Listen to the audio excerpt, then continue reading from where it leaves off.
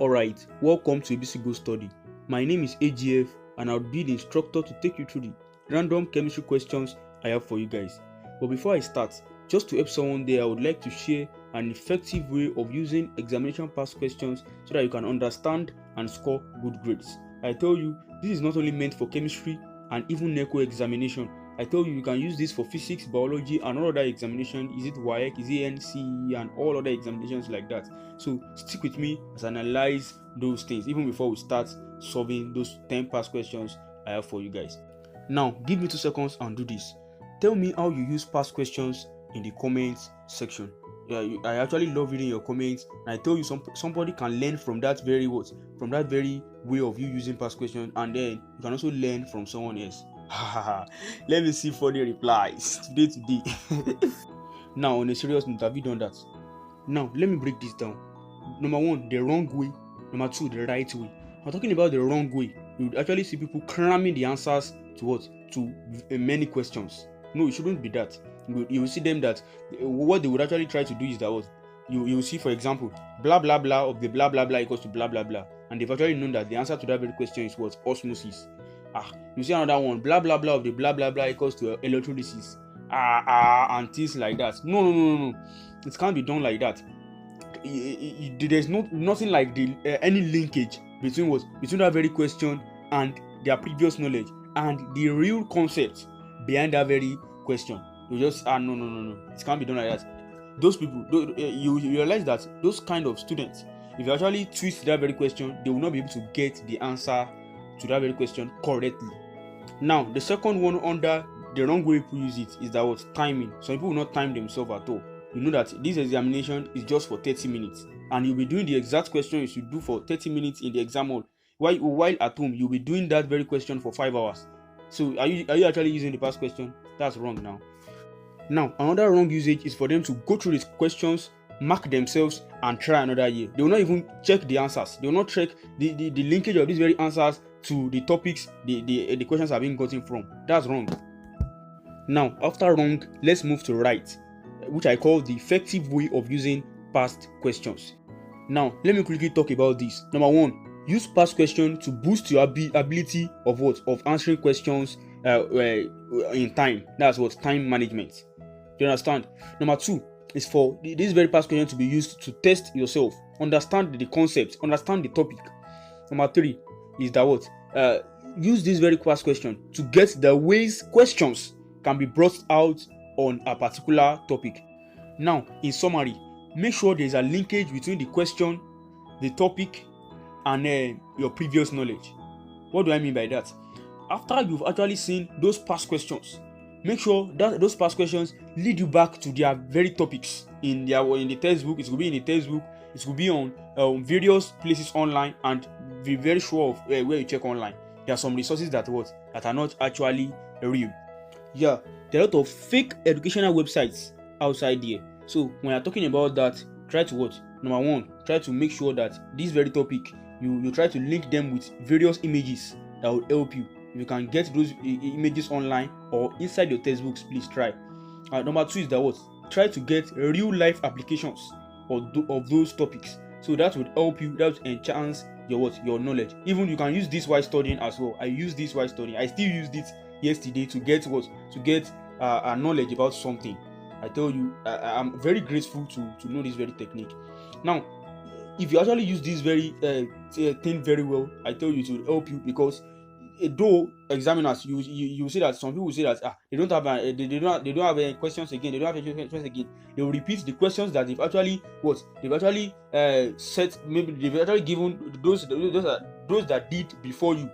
Actually, some people will just what they will just do to change that very question is that they would twist it. Some examiner will just twist that very question, and if they twist it like that, if you cram that very answer, you'll not be able to get the question. Do you understand? But if you actually understand the concepts, you would get the answer correctly. And this is the missing link between those guys that you call high flyers and some students that just see in class that even though they read past questions, they will not pass the examination. Now, before I start this video, I know before you can click this very video to watch, you can actually tell that you are some of those students that are actually striving for excellence in their in their education. So if you would like to learn more from this very channel, click the red subscribe button below this very video, and also click the notification bell beside it. It is this notification bell that will enable you to get our videos immediately when we upload them, and it's for free. If you also need more chemistry questions I've actually solved on this very channel, you can check the description section for their links. Let's start. Now, the solution to question number 1. The raw material used in cement industry is A. Calcium triisocarbonate 4, B. Hydrochloric acid, C. Sodium triisocarbonate 4. We have what? We have tetraoxosulfate 6 acid. We have triisocarbonate 4 acid.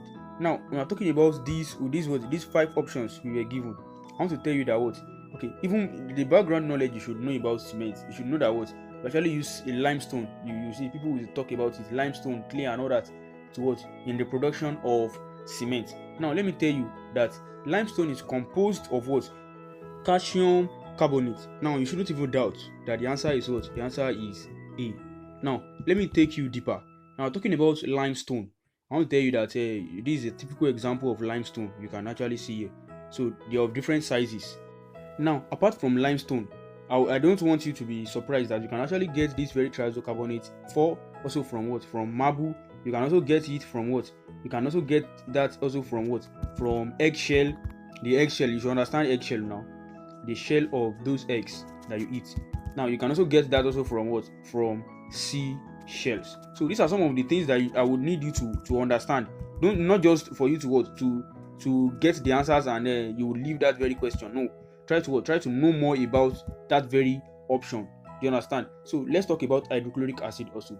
Okay, we are talking about the usefulness of hydrochloric acid. Now, this option is about the raw material used. So that means that you should look for the usefulness of others, and if you have time, you can know more about others as well. But I'll talk about the usefulness and we'll talk about the next question. But before I even talk about hydrochloric acid, I remember something now. I'm talking about limestone. Limestone is also used in the manufacture of glass. So note that. Do you understand? Note that. Now, hydrochloric acid. When we're talking about hydrochloric acid is used in the hydrolysis of starch. I'm talking about the hydrolysis of starch.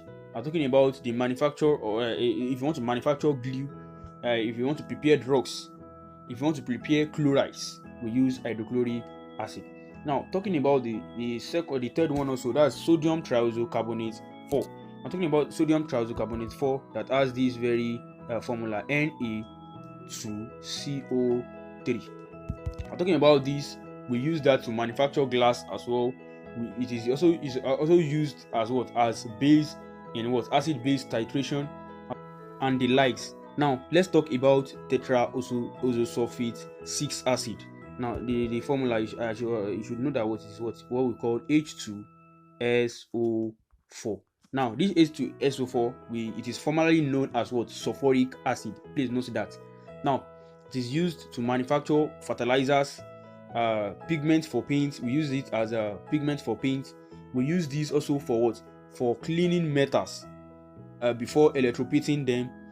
We use this also to make to make fabrics. We use this to make plastic goods and some other things. So just note that.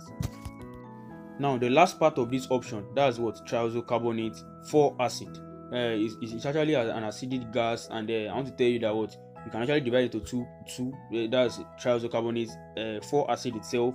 You can also have sodium hydrogen triisocarbonate 4, and this sodium hydrogen carbonate 4, I want to tell you that it is used in baking powders, in medicine, in powder fire extinguisher, and various places, various applications. It has various applications. So now, if you want to actually understand this concept, I expect you, even after I've done all this, to know the physical properties of these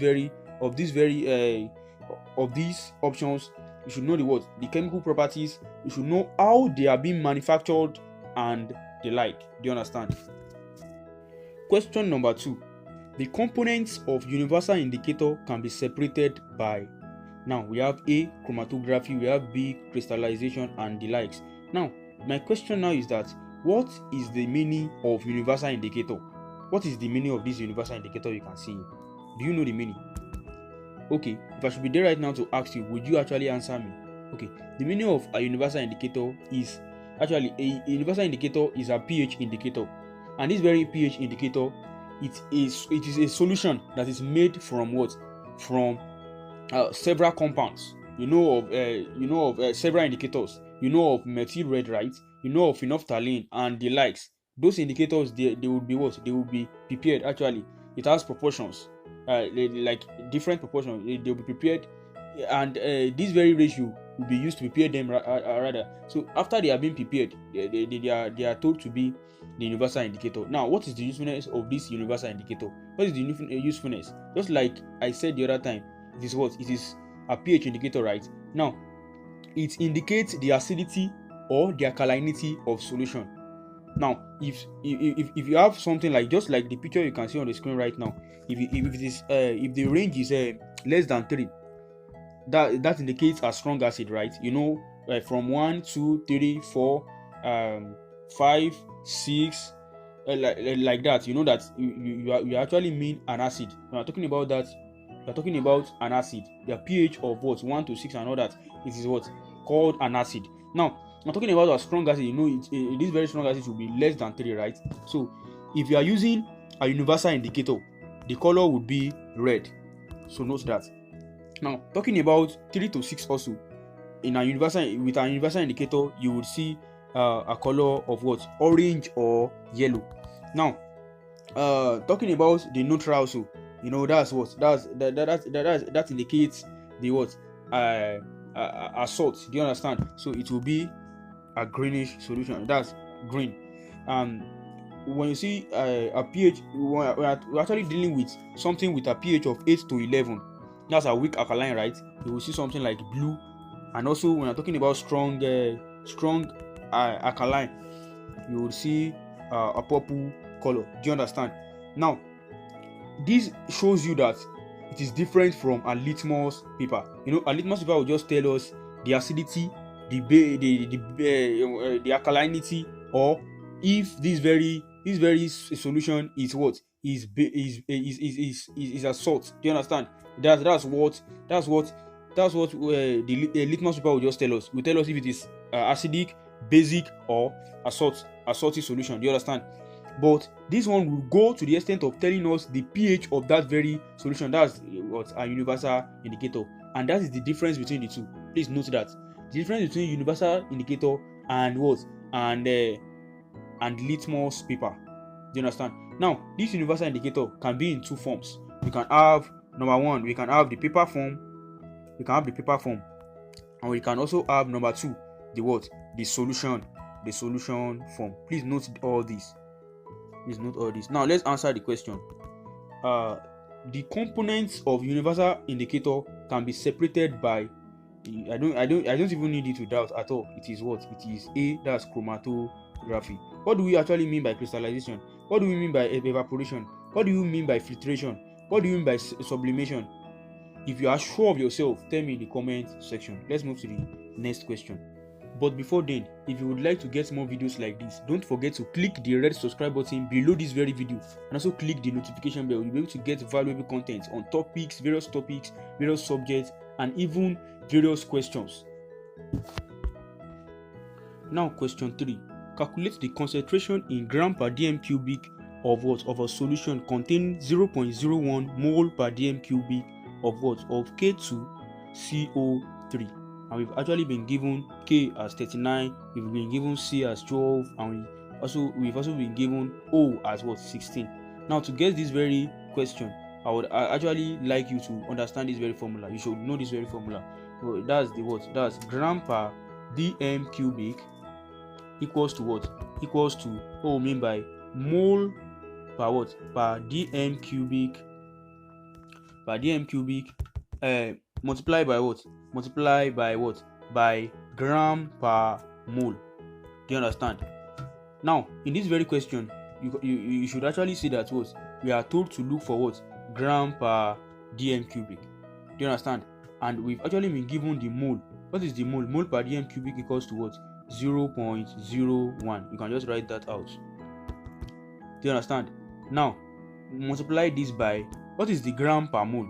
we don't actually know gram per mole, but you can derive it with this very from this very equation. Do you understand? That's the exact reason why we were given this very K equals to 39. That's K equals to 39 grams, C equals to 12 grams, 0 equals to 16 grams. So let's write that out. What is our K2? If you actually want to represent that very K2, K, what is K? K is 39, right?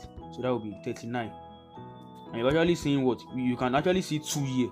So that means you multiply that very 39 by what? By 2. Now you add that with what? C. What is C? We have C as what? 12. So write C out. Now add that also with what? With what do we have? We still have 0, right? We have O here. I'm sorry. We have O here, and that is 3, right? So you just write 16 times 3 also. 16 times multiplied by 3. Now what is your answer? Let's write that. That will be 0.01. Now multiply that with, okay, if you multiply 39, if you multiply 39 with 2, you will get what? You will get 78. So write 78 out. Now after you've done that, add that with what? Add that with 12. Then add that also with what? Add that also with 16 times 3 will give you 48. So with this, you will get your final your answer to be 0.019 0.01. You multiply that also with what? With 138. I said 138. Okay, you multiply that with 138. Now this gram per dm cubic, if you multiply that with 138, you will get your final answer to be what? Your final answer will be your final answer will be 1.38 gram. Do you understand? 1.38 gram per dm cubic. So that means the answer to this very question is what? Is option C. Question number 4. The gas used in fire extinguisher is A. Argon, B. Carbon 4 oxide, C. Nitrogen, D. Oxygen, E. Water vapor. When we're talking about argon, argon is not actually a typical fire extinguishing agent, but it can still what? It can still displace oxygen. Now when we're talking about B is what? Carbon 4 oxide. Okay, the answer to this very question is what? Is B. So let me mark it out. B. Now B is a non-flammable gas that extinguishes fire by displacing oxygen. Do you understand? It displaces oxygen, and it is also very cold as it comes out. When this very carbon 4 oxide is coming out of the extinguisher, is what? It comes out very cold. So with this, it will be able to what? Extinguish. It will be able to cool down the fuel as well. Though it has, normally when you're talking about the combustion, like if you're talking about fire and all that, there is a need for what? There's a need for oxygen. Do you understand? Now the first thing carbon 4 oxide will do here is to what? Is to displace oxygen. So oxygen will be deprived from that very combustion. Do you understand? So if it is deprived, it can't be the burning will be reduced, right? So now the fuel also will be cooled down by what? By this very carbon 4 oxide. So with this, it's a suitable gas for what? For fire extinguishing. Now nitrogen also, though just note that nitrogen is slightly lighter than air. That means air is what? Heavier than nitrogen. And you understand that if something is heavier than something, like now if you are heavier than something, it will be able to come down, like it will be displaced downwardly. But it is not heavier. Do you understand? So it will be displaced upwardly. Do you understand? So even if this very nitrogen won't actually mix with the air, you will realize that what? It will tend to move upward, as it is being when you've actually sprayed that very nitrogen, it will move upward. Now, and with this, the regular air will be drawn beneath that very nitrogen, and you see that what? It has actually conquered the purpose of which we've actually sprayed it at the first place. So that's exactly why you can't actually use nitrogen. And oxygen, you can't actually use oxygen. That means if you use oxygen, that means you actually need that fire in its full measure. Do you understand? Question number 6. A salt which loses its water or crystallization on exposure to the or to the atmosphere or the environment is A. Anhydrous, B. Deliquescent, C. Effervescent, D. Efflorescent, E. Fluorescent. Now, talking about this very type of salts, we should actually know that what we are talking about efflorescent. Do you understand? That's D. That means D is the answer. Well, what of anhydrous? What do we mean by anhydrous? Anhydrous is what?